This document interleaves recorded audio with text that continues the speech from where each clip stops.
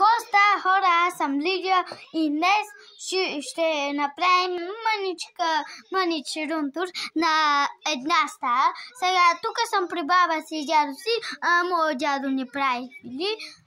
Само за малко да ви покажа моя брат. Добре, не го видяхте, ама той... Стига!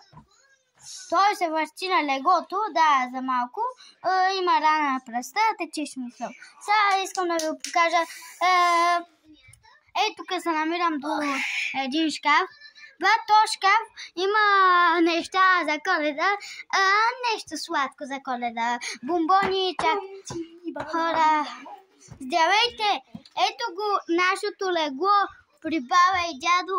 Ето с червения чаршаф. Добре, малко съм снимала вратата. Хора, куфарчета. Баба. Хо! И това беше нашето видео от мен. Чао!